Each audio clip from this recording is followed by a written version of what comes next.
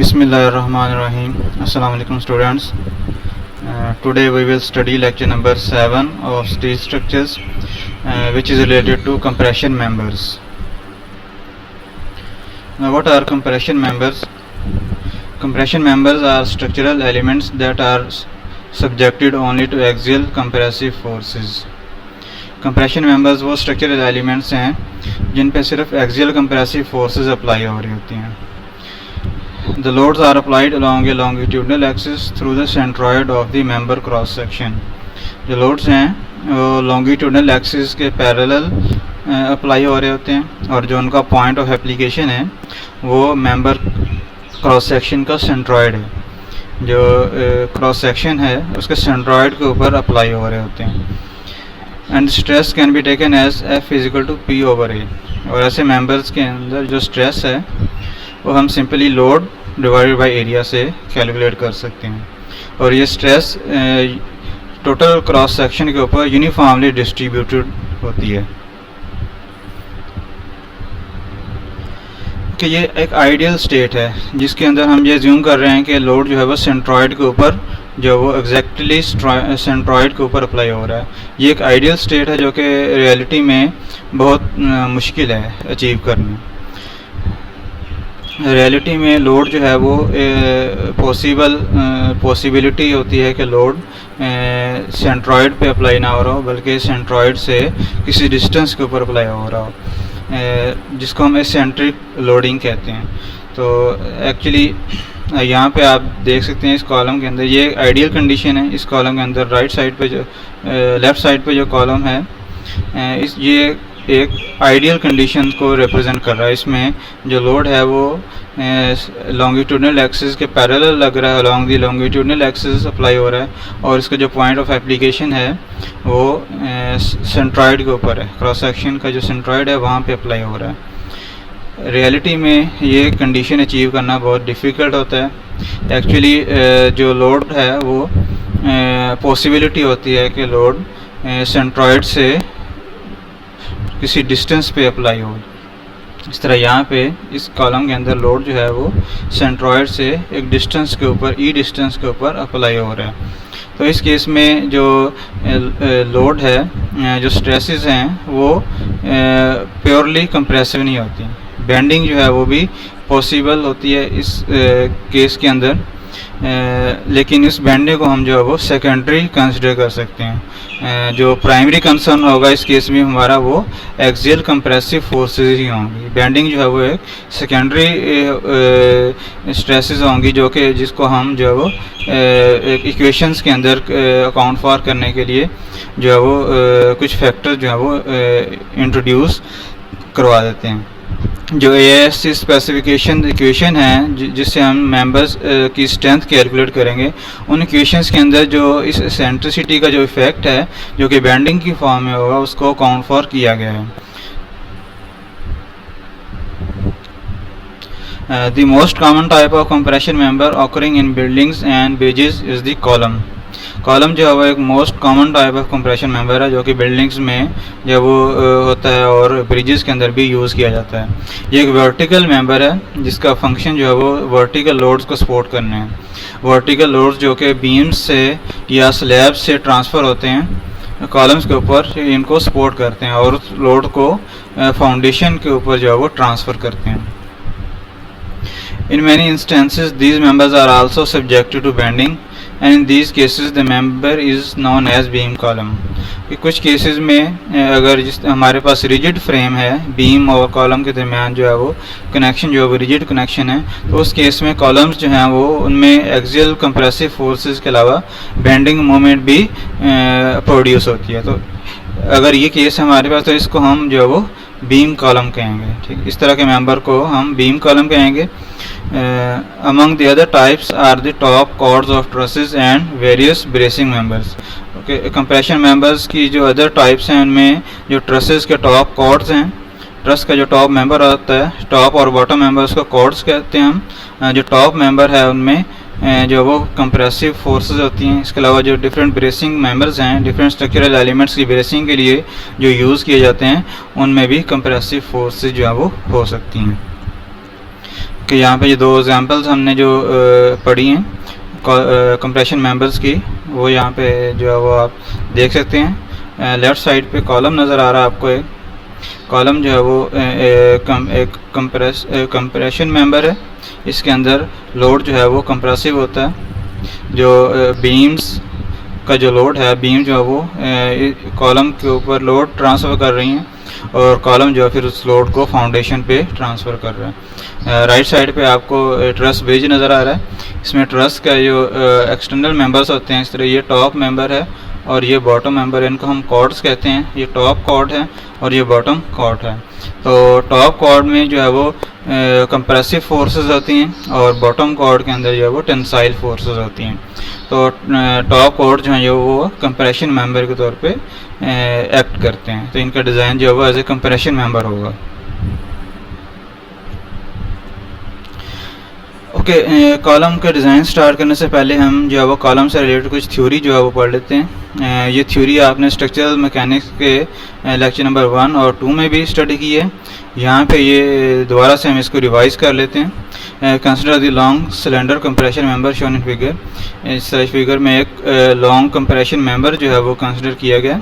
Cylinder का मतलब होता है कि जिसकी क्रॉस सेक्शनल डायमेंशन जो है वो बहुत स्मॉल हों as compare to longitudinal dimension. तो ऐसे मेंबर को हम सिलेंडर मेंबर कहते हैं।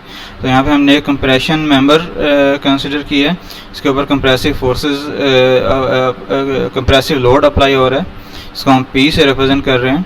If the axial load P is slowly increased, अगर हम P की वैल्यू को स्लोली इंक्रीज करें, it will ultimately become large enough to cause the member to become unstable and assume the shape indicated by the dashed line।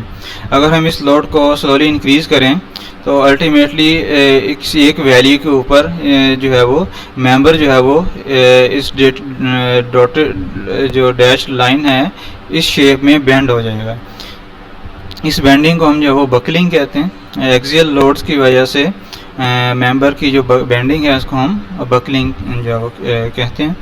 The member is said to have buckled and the corresponding load is called critical buckling load। तो वो load P की वो value जहाँ पे member जो है वो इस तरह से डिफ्लेक्ट हो जाएगा, बकल हो जाएगा, उस लोड को हम critical buckling load कहते हैं।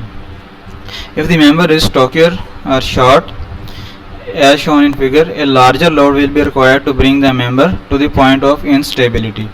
तो अगर मेंबर जो है वो शॉर्ट मेंबर है, मीन्स उसकी क्रॉस सेक्शनल डायमेंशन जो वो ज़्यादा है या वो थिक मेंबर है, तो एज़ कम्पेयर टू लेंथ, तो जिसको हम स्टॉकियर कहते हैं, ये शॉर्ट मेंबर जो है वो कहते हैं। तो इस तरह के केसेस में लोड जो है वो ज़्यादा लोड हमें रिक्वायर्ड होगा इस कॉलम को बकल करने के लिए। इस कॉलम को इंस्टेबल करने के लिए लोड जो है वो ज़्यादा रिक्वायर्ड होगा। For extremely stocky members failure में भी compressive yielding rather than buckling. अगर ये मेंबर बहुत ही ज़्यादा शॉर्ट है तो ये भी पॉसिबल है कि जो फेलियर है वो बकलिंग के थ्रू ना हो, बकलिंग प्रोड्यूस ना हो, बल्कि बकलिंग से पहले ही कंप्रेसिव यील्डिंग जो है वो प्रोड्यूस हो जाए। Prior to failure, the compressive stress P over A will be uniform over the cross section at any point along the length, whether the failure is by yielding or by buckling। तो दोनों failure modes के अंदर जो failure से पहले जो compressive stresses हैं वो यूनिफॉर्मली डिस्ट्रीब्यूटेड होंगे, जिनको हम P over A से कैलकुलेट कर सकते हैं। The load at which buckling occurs is a function of slenderness, and for a very slender members, this load could be quite small। Okay, जो लोड है जिस पे कॉलम जो है या कंप्रेशन मेंबर जो वो बकल करेगा वो डिपेंड करता है मेंबर की सिलेंडरनेस के ऊपर। मेंबर जितना ज़्यादा थिन होगा, जितना ज़्यादा सिलेंडर होगा, उतना लोड जो है वो उसका कम होगा। अगर बहुत ही ज़्यादा सिलेंडर मेंबर है तो उसके लिए जो लोड है, जिस लोड पे बकल करेगा वो बहुत ही स्मॉल वैल्यू होगी, मीन बहुत ही स्मॉल वैल्यू के ऊपर वो कॉलम जो है वो बकल कर सकता है।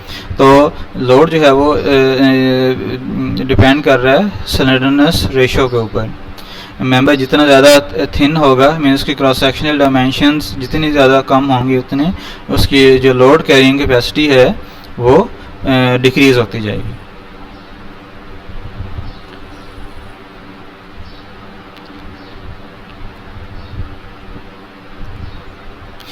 If the member is so slender that the stress just before buckling is below the proportional limit, that is, the member is still elastic, the critical buckling load is given by this formula. अगर हमारे पास जो member है cylinder member है उसके ऊपर जो buckling से पहले जो स्ट्रेसेस हैं वो प्रोपोर्शनल लिमिट के अंदर हैं, तो मींस कि मेंबर बकलिंग तक जो मेंबर जो है वो इलास्टिक कंडीशन में है, तो उस केस में जो बकलिंग लोड की वैल्यू है वो हम इस फार्मूला से कैलकुलेट कर सकते हैं। ये क्रिटिकल लोड का फार्मूला है जिसको हम यूलर फार्मूला भी कहते हैं। इसकी डेरिवेशन हमने स्ट्रक्चरल मैकेनिक्स के लेक्चर नंबर 1 में की थी, तो यहाँ पे जो है वो डायरेक्टली हम उसको यूज़ कर लेंगे।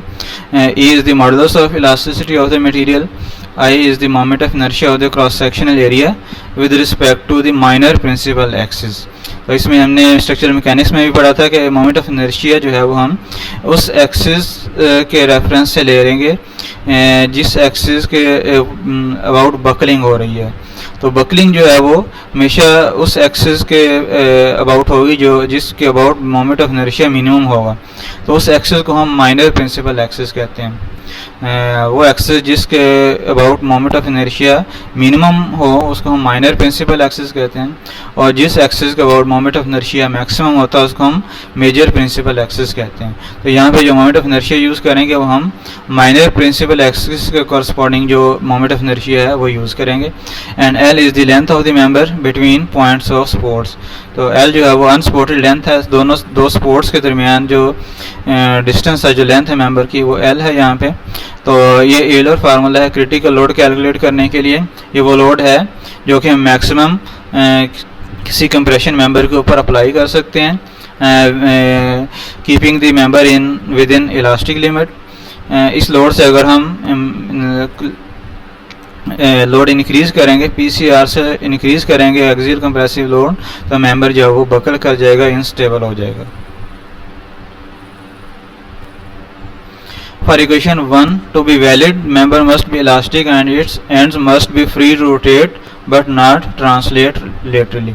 तो ये इक्वेशन 1 जो हमने ये फार्मूला ड्राइव किया है ये इस कंडीशन के लिए है कि मेंबर जो है वो इलास्टिकली बिहेव कर रहा है, मटेरियल जो है वो इलास्टिकली बिहेव कर रहा है, मींस मटेरियल के अंदर जो स्ट्रेसेस हैं वो प्रोपोर्शनल लिमिट के अंदर हैं, प्रोपोर्शनल लिमिट से ज़्यादा नहीं है। और दूसरी कंडीशन जो है इसकी जो एंड्स हैं वो पिन कनेक्टेड हों, दोनों एंड्स जो हैं वो पिन कनेक्टेड हों, मींस जो एंड्स हैं वो फ्री टू रोटेट हों, रोटेट हो सकते हैं लेकिन लेटरली ट्रांसलेट नहीं हो सके, लेटरल डिस्प्लेसमेंट एंड्स की पॉसिबल नहीं है। तो इस कंडीशन के लिए ये फार्मूला हमने जो वो ड्राइव किया था। The end condition is satisfied by hinges or pins। तो अगर हम hinges और pins प्रोवाइड करेंगे तो ये कंडीशन जो है वो सेटिस्फाई होगी, जिसमें हमने कहा कि एंड जो है वो फ्री टू रोटेट हैं लेकिन लेटरली ट्रांसलेट जो है वो पॉसिबल नहीं है। यूलर फार्मूला को हम जो रीराइट कर सकते हैं, इसमें जो मोमेंट ऑफ इनर्शिया है उसको हम ए आर स्क्वायर से रिप्लेस कर सकते हैं। A is the cross sectional area and r is the radius of gyration with respect to minor principal axis और द एक्सिस ऑफ बकलिंग। तो आई को हम जब ए आर स्क्वायर से रिप्लेस करके उसके बाद आर स्क्वायर जो है वो यहाँ पे डिवाइड हो जाएगा। तो इस फॉर्म में जो है हम इक्वेशन यूलर फार्मूला को लिख सकते हैं। इसके अंदर जो एल ओवर आर रेशियो है इसको हम सिलेंडरनेस रेशियो कहते हैं। ये मेंबर की सिलेंडरनेस जो है वो इससे हम मेजर कर सकते हैं। तो अगर आपने किसी मेंबर की सिलेंडरनेस मेजर करनी है तो बेसिकली हम सिलेंडरनेस रेशियो कैलकुलेट करेंगे, जो कि length unsupported length divided by radius of gyration with respect to axis of buckling होगी।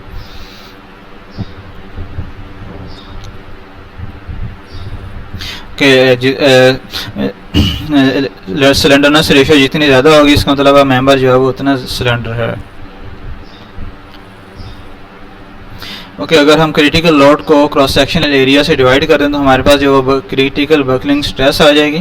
Critical buckling stress FCR calculate करने के लिए हम क्रिटिकल लोड को एरिया ऑफ क्रॉस सेक्शन से डिवाइड कर देते हैं। तो यूलर फार्मूला के अंदर अगर हम ए से डिवाइड कर दें तो हमारे पास जो वो रिजल्टेंट ये फार्मूला आ जाएगा, जो कि क्रिटिकल बकलिंग स्ट्रेस का फार्मूला है। इस इक्वेशन को ए से डिवाइड कर देंगे दोनों साइड्स पे, तो P c r over A will be equal to f c r and that will be equal to pi square E over L over r square. तो क्रिटिकल स्ट्रेस कैलकुलेट करने के लिए हमारे पास जो वही फार्मूला आ गया। Researchers soon found that Euler's equation did not give reliable results for stocky, short, less cylinder compression members. Okay इस फार्मूले की डेरिवेशन के बाद रिसर्चर्स ने फाइंड किया कि ये इक्वेशन जो है वो इस केस में अगर जो कंप्रेशन मेंबर है वो शॉर्ट है, मींस सिलेंडर कम सिलेंडर है, लेस सिलेंडर है, तो उस केस में ये फार्मूला जो यूलर इक्वेशन है वो हमें रिलायबल रिजल्ट जो है वो नहीं देती। The reason is that small slenderness ratio for members of this type causes large buckling stress. Reason इसकी ये है कि जितनी स्लेंडरनेस रेशियो स्मॉल होगी उतना बकलिंग लोड जो है वो ज़्यादा होगा, मींस कॉलम जो है वो ज़्यादा बकलिंग लोड के ऊपर जो है वो ज़्यादा लोड के ऊपर बकल करेगा, तो उसके कॉरस्पॉन्डिंग जो बकलिंग स्ट्रेस है वो भी ज़्यादा होगी। अगर ये स्ट्रेस जो है वो इतनी ज़्यादा है कि प्रोपोर्शनल लिमिट से ज़्यादा हो जाए तो जो रिलेशन है स्ट्रेस और स्ट्रेन का वो लीनियर नहीं रहता, और तो मॉडुलस ऑफ इलास्टिसिटी हम इस फार्मूला में यूज़ नहीं कर सकते। तो इस केस में हम इस एलर फार्मूला को जो वो डायरेक्टली यूज़ नहीं कर सकते। अगर स्ट्रेस बकलिंग स्ट्रेस जो है वो प्रोपोर्शनल लिमिट से ज़्यादा हो जाए तो जो स्ट्रेस और स्ट्रेन के दरमियान रिलेशनशिप है वो नॉन लीनियर हो जाएगा, और जो मॉडुलस ऑफ इलास्टिसिटी ई हम जो है वो यूज़ करते हैं वो हम इस फार्मूले में यूज़ नहीं कर सकते, क्योंकि मॉडुलस ऑफ इलास्टिसिटी जो है हम डिफाइन इस तरह से करते हैं कि ratio of stress to strain at proportional limit. तो अगर स्ट्रेसेस प्रोपोर्शनल लिमिट से ज़्यादा हो जाएँ तो हम मॉडुलस ऑफ इलास्टिसिटी यूज़ नहीं कर सकते। This difficulty was initially resolved by Frederick Engrasser, who proposed in 1889 the use of a variable tangent modulus E subscript t in equation 1. तो in 1989 में फ्रेडरिक एंग्रेसर ने जो है वो एक कॉन्सेप्ट दिया है। उसने कहा कि हम एक फिक्स्ड मॉडुलस ऑफ इलास्टिसिटी की बजाय हम टेंजेंट मॉडुलस जो है वो यूज़ कर सकते हैं, जो कि वेरिएबल होगा, जो कि स्ट्रेस के ऊपर डिपेंड कर रहा होगा। तो स्ट्रेस की वजह से मॉडुलस इलास्टिसिटी भी चेंज होगा। उसको हम ई टी से जो है वो रिप्रेजेंट करते हैं और इसको हम टेंजेंट मॉडुलस कहते हैं। For a material with a stress strain curve like the one shown in figure on next page, E is not a constant for stresses greater than the proportional limit. तो next slide के ऊपर जो है वो figure है उसमें हम देखेंगे कि जो मॉडुलस ऑफ इलास्टिसिटी अगर स्ट्रेसेस जो है वो प्रोपोर्शनल लिमिट से ज़्यादा हो जाएं तो मॉडुलस ऑफ इलास्टिसिटी जो है वो कांस्टेंट नहीं रहता, बल्कि वो जो है वो वेरिएबल जो है वो हो जाता है। ओके यहाँ पे इस फिगर में आप देखें यहाँ तक इस पॉइंट तक जो है वो अगर स्ट्रेस और स्ट्रेन के दरमियान रिलेशनशिप जो है वो अगर लीनियर है तो हम इलास्टिक मॉडुलस या मॉडुलस ऑफ इलास्टिसिटी यूज़ करते हैं, ratio of stress to strain. लेकिन अगर स्ट्रेस जो है वो इस इलास्टिक रेंज से प्रोपोर्शनल लिमिट से ज़्यादा हो जाएं तो मॉडुलस ऑफ इलास्टिसिटी की बजाय हम टेंजेंट मॉडुलस यूज़ करेंगे। टेंजेंट मॉडुलस बेसिकली क्या है कि जो स्ट्रेस है, स्ट्रेस के ऊपर अगर हम टेंजेंट ड्रा करें तो टेंजेंट की जो स्लोप होगी उसको हम टेंजेंट मॉडुलस कहते हैं। तो इट मीन ये मॉडुलस जो टेंजेंट मॉडुलस जो है वो वेरिएबल है विद रिस्पेक्ट टू स्ट्रेसेस। अगर स्ट्रेसेस प्रोपोर्शनल लिमिट और यील्ड स्ट्रेस के दरमियान है, अगर स्ट्रेसेस प्रोपोर्शनल लिमिट से कम है तो फिर हम मॉडुलस ऑफ इलास्टिसिटी यूज़ करेंगे जो कि एक फिक्स्ड वैल्यू होगी किसी भी एक मटेरियल के लिए। और अगर स्ट्रेसेस प्रोपोर्शनल लिमिट और यील्ड स्ट्रेस के दरमियान में है, इस रेंज के अंदर हैं, तो हम मॉडुलस ऑफ इलास्टिसिटी की बजाय टेंजेंट मॉडुलस यूज़ करेंगे। टेंजेंट मॉडुलस जो है वो कैलकुलेट करने के लिए हम जो है वो जो स्ट्रेस है उसके ऊपर जो टेंजेंट ड्रा करेंगे और उस टेंजेंट की जो स्लोप होगी वो हम टेंजेंट मॉडुलस कहेंगे। Tangent modulus is defined as the slope of the tangent to the stress strain curve for values of f between proportional limit and yield stress. Tangent modulus जो है वो slope, basically tangent की slope है जो कि हम जो है वो स्ट्रेस ट्रेन कर्व के ऊपर जो भी स्ट्रेस होगी उस पॉइंट के ऊपर जो है वो ड्रा करेंगे, उस टेंजेंट की जो स्लोप होगी वो टेंजेंट मॉडुलस होगी। If the compressive stress at buckling is in this region, it can be shown that PCR is equal to pi square ETI over L square। यहाँ पे जो यूलर फार्मूला है उसके अंदर हमने जो मॉडुलस ऑफ इलास्टिसिटी है उसको हमने टेंजेंट मॉडुलस से रिप्लेस कर दिया। बाकी इक्वेशन जो है वो सिमिलर है, हमने सिर्फ जो है वो ET को सब्स्टिट्यूट कर दिया है E की जगह पे। तो अगर हमारे पास जो कंप्रेसिव स्ट्रेसेस हैं वो इस रेंज के अंदर हों, प्रोपोर्शनल लिमिट और यील्ड स्ट्रेस के दरमियान इस रेंज के अंदर हों, तो हम यूलर फार्मूला के अंदर मॉडुलस ऑफ इलास्टिसिटी को सब्स्टिट्यूट करेंगे, रिप्लेस करेंगे टेंजेंट मॉडुलस से, और फिर हम इस फार्मूला को जो है यूज़ करेंगे। For any material, the buckling stress can be plotted as a function of slenderness as shown in figure। किसी भी मटेरियल के लिए जो बकलिंग स्ट्रेस है, बकलिंग लोड के ऊपर जो स्ट्रेस है उसको हम जो है वो प्लॉट कर सकते, ग्राफ हम ड्रा कर सकते हैं versus slenderness ratio.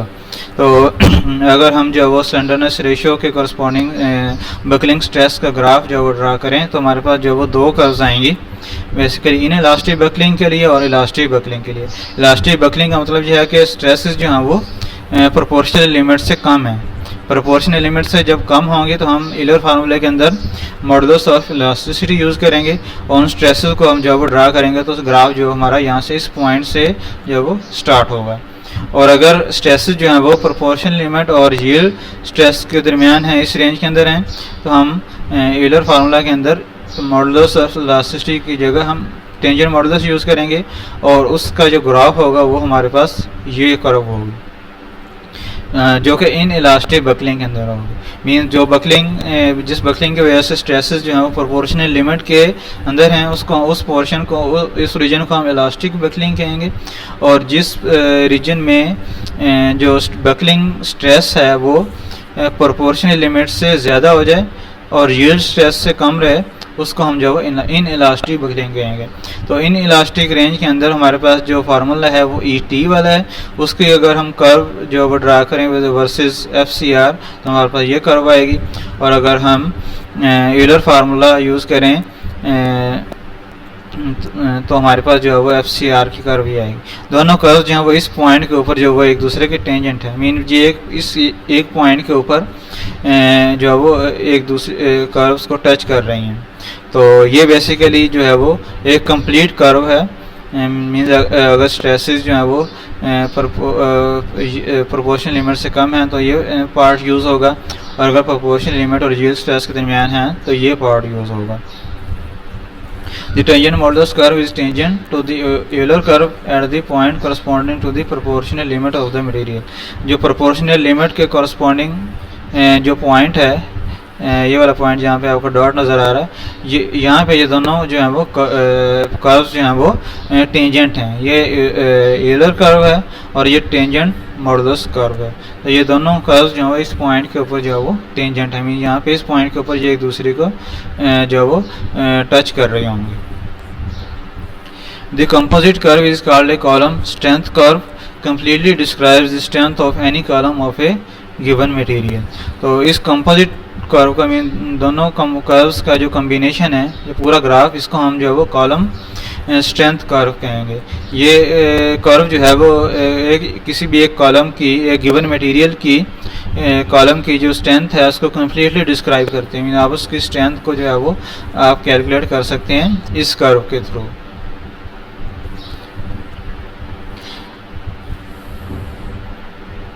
Other than F, Y, E and E, T, which are the properties of material, the strength is a function of only slenderness ratio। तो इस कर्व में हम देख सकते हैं कि जो स्ट्रेंथ है किसी भी कॉलम की, मीन्स जो लोड कैरिंग कैपेसिटी है, वो सिर्फ जब आप एक मटेरियल सेलेक्ट कर लेते हैं तो वो सिर्फ फिर स्लेंडरनेस रेशियो पे डिपेंड कर रही है। जब आप एक मटेरियल सेलेक्ट कर लेंगे तो F, Y, E और E, T जो है वो फिक्स हो जाएंगे उस मटेरियल के लिए।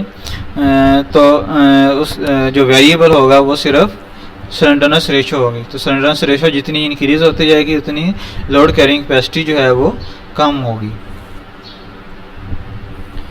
Okay, next is effective length. Effective length भी हमने स्ट्रक्चरल मैकेनिक्स के फर्स्ट 2 लेक्चर्स में स्टडी किया था। यहाँ पे इसको फिर रिवाइज कर लेते हैं। बहुत Euler and tangent modulus equations are based on following assumptions. जो यूलर फार्मूला है जो उसको ड्राइव करने से पहले हमने जो है वो जो अजम्पशंस जो है वो ली थी, वो ये 3 अजम्पशंस थी। And the first one is the column is perfectly straight with no initial crookness. First assumption हमारी ये है कि कॉलम जो है वो परफेक्टली स्ट्रेट है, इसके अंदर कोई टेढ़ापन जो है वो नहीं है लोड अप्लाई करने से पहले। दूसरी अजम्पशन ये है कि load is axial with no eccentricity. दूसरी जो अजम्पशन हमने जो ली है वो ये है कि लोड जो है वो एक्सियल डायरेक्शन में अलोंग दी लॉन्गिट्यूडनल एक्सिस है और सेंट्रॉइड के ऊपर, क्रॉस सेक्शन के सेंट्रॉइड के ऊपर अप्लाई हो रहा है, means without any eccentricity load apply हो रहा है। जो थर्ड अजम्पशन थी कि column is pin connected at both ends. Column के जो दोनों एंड्स हैं वो पिन कनेक्टेड हैं। तो ये 3 अजम्पशंस थी।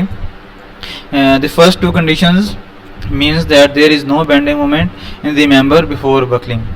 पहली 2 जो assumptions हैं इसका मतलब यह है कि bending moment जो है वो buckling से पहले कॉलम के अंदर जो वो प्रोड्यूस नहीं होगी। अगर कॉलम परफेक्टली स्ट्रेट है और लोड एक्सियल है और विदाउट एक्सेंट्रिसिटी है तो जो बेंडिंग मोमेंट प्रोड्यूस नहीं होगी कॉलम के अंदर।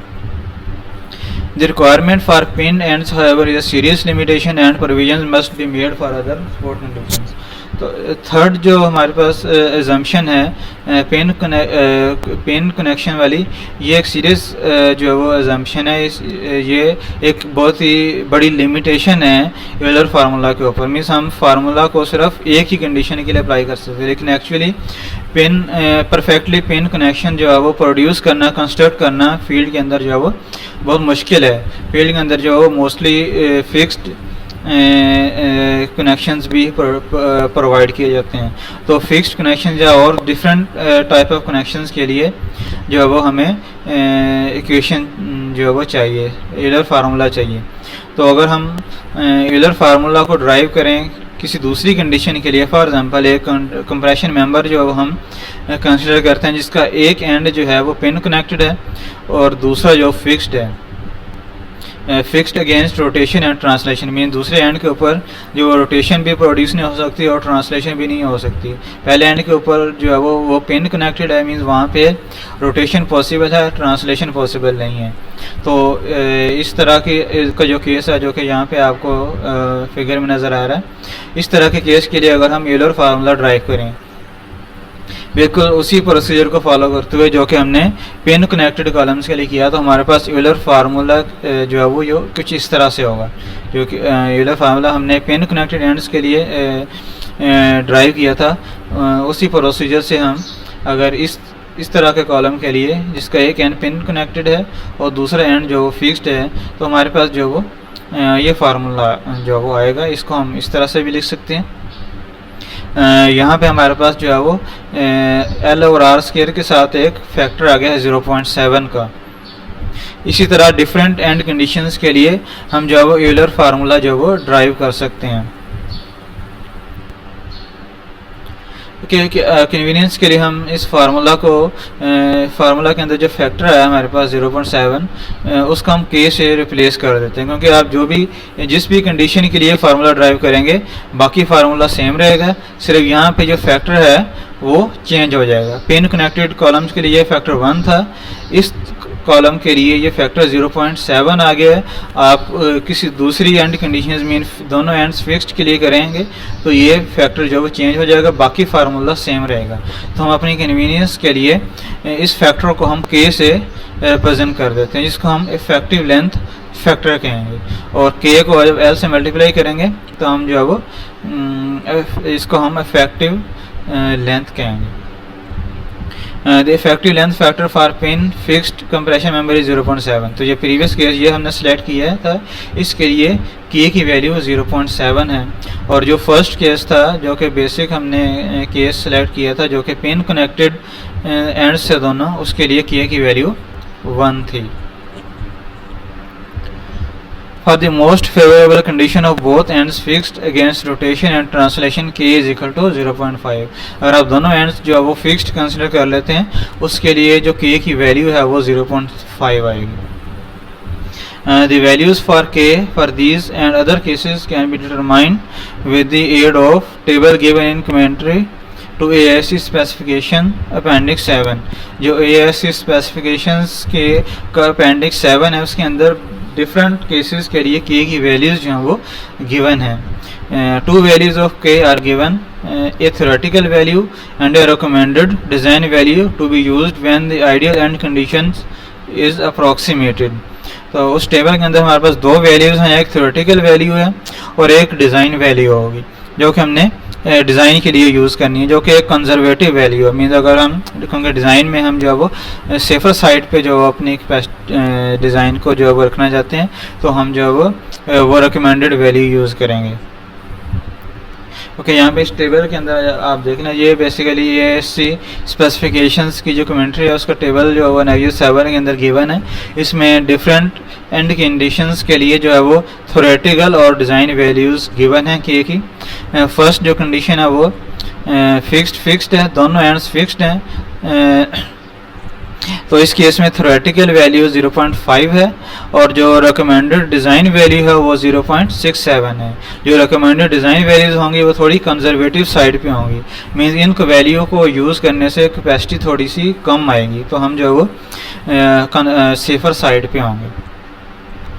कि जो सेकंड जो केस है बी केस, इसमें एक एंड पिन कनेक्टेड है और दूसरा एंड जो है वो फिक्स्ड है. तो इस केस में जो इफेक्टिव लेंथ फैक्टर की वैल्यू है वो 0.7 है. थर्ड जो हमारे पास अगर एक एंड फिक्स्ड है, फिक्स्ड रोटेशन भी फिक्स्ड है, बॉटम एंड यहाँ पे देखें, यहाँ पे रोटेशन भी फिक्स्ड है और ट्रांसलेशन भी फिक्स्ड है. मीन यहाँ पे रोटेशन भी पॉसिबल नहीं है और ट्रांसलेशन या लीनियर डिस्प्लेसमेंट भी पॉसिबल नहीं है. जबकि दूसरे एंड के ऊपर रोटेशन पॉसिबल नहीं है लेकिन लीनियर ट्रांसलेशन जो है वो पॉसिबल है. तो इस तरह का कनेक्शन जो है वो बेसिकली रिजिड फ्रेम्स के अंदर हो सकता है. इसमें कॉलम जो है वो बीम के साथ कनेक्टेड हो और बीम जो है वो उस एंड को रोटेट ना होने दे, लेकिन वहाँ पे वो एंड जो है वो लीनियरली ट्रांसलेट हो सकता है और बॉटम एंड जो फिक्स्ड है. तो इस केस में थ्योरेटिकल वैल्यू 1 है और जो रिकमेंडेड डिज़ाइन वैल्यू है वो 1.2 है. ओके, ये हमारे पास जो आइडियल केस था, दोनों एंड्स पिन कनेक्टेड हैं. मीन दोनों एंड जो हैं वो वहाँ पे रोटेशन अलाउड है लेकिन लीनियर ट्रांसलेशन जो है वो या डिस्प्लेसमेंट अलाउड नहीं है. तो इस केस में हमारे पास जो है वो थ्योरेटिकल वैल्यू भी 1 है और रिकमेंडेड वैल्यू भी 1 है. तो यहाँ पे जो कंजर्वेटिव वैल्यू वो भी 1 ही ली गई है. थ्योरेटिकल वैल्यू क्यों ली गई है? क्योंकि एक्चुअली फील्ड के अंदर फ्रिक्शन लेस हिंज कनेक्शन जो है वो कंस्ट्रक्ट करना ऑलमोस्ट इम्पॉसिबल है. तो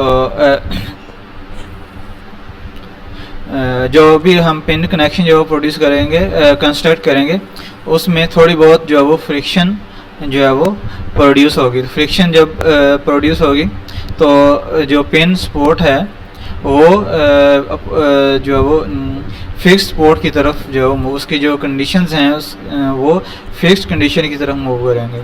तो फिक्स्ड कंडीशन का जो इफेक्टिव लेंथ फैक्टर है वो कम है, 0.65 है 1 से. इसके अलावा 1 जो है वो हम एक कंजर्वेटिव साइड पे ले रहे हैं.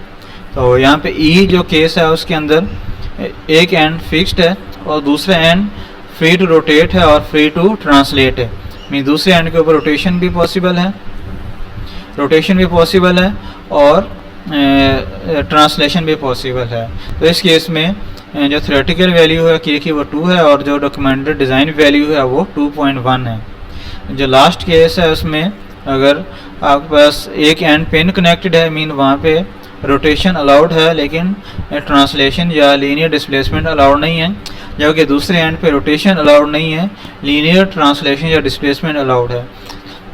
तो इस केस में थ्योरेटिकल वैल्यू 2 होगी और डिज़ाइन वैल्यू भी 2 होगी. तो यहाँ पे भी डिज़ाइन वैल्यू और थ्योरेटिकल वैल्यू का जो सेम होने की रीज़न जो है वो वही है जो यहाँ पे मैंने आपको डी केस के अंदर बताई है. तो एंड कंडीशंस के जो कोड हैं वो यहाँ पे देख लें। इस फिक्स्ड सपोर्ट का मतलब है कि रोटेशन भी फिक्स्ड है और ट्रांसलेशन भी फिक्स्ड है। मीन ना रोटेशन अलाउड है और ना ही लीनियर डिस्प्लेसमेंट अलाउड है। इस सपोर्ट पिन सपोर्ट का मतलब है कि रोटेशन अलाउ है लेकिन ट्रांसलेशन अलाउड नहीं है, लीनियर डिस्प्लेसमेंट अलाउड नहीं है। और इस साइन का मतलब है अगर एंड कंडीशन इस साइन से रिप्रेजेंट कर रहे हैं तो इसका मतलब है कि यहाँ पे रोटेशन फिक्स्ड है लेकिन ट्रांसलेशन अलाउड है, लीनियर डिस्प्लेसमेंट जो है वो अलाउड है। इस तरह की सपोर्ट कंडीशन जो है वो रिजिड फ्रेम्स के अंदर अगर कॉलम का कनेक्शन बीम के साथ रिजिड है तो वहाँ पे ये इस तरह की कंडीशन जो है वो एग्जिस्ट कर सकती है। यहाँ पे बीम जो है वो इतनी रिजिड हो कि कॉलम का जो एंड है उसको रोटेट ना होने दे, लेकिन लीनियरली जो लीनियर डिस्प्लेसमेंट है वो वहाँ पे पॉसिबल हो। तो इस तरह की कंडीशन अगर रोटेशन भी फ्री है, ट्रांसलेशन भी फ्री है, इसका मतलब इस तरह की कंडीशन जो फ्री एंड हो गया। अगर एंड फ्री है, कोई भी सपोर्ट नहीं है, कोई भी कनेक्शन नहीं है उस एंड के ऊपर, तो ये कंडीशन जो है वो मैच करेगी। तो इस तरह से आप इस टेबल से जो है वो फैक्ट्री लेंथ फैक्टर की वैल्यूज़ ले सकते हैं और इनको यूलर फार्मूला के अंदर जो है वो प्लग इन करके आप क्रिटिकल लोड या लोड कैपेसिटी कंप्रेशन मेंबर की कैलकुलेट कर सकते हैं।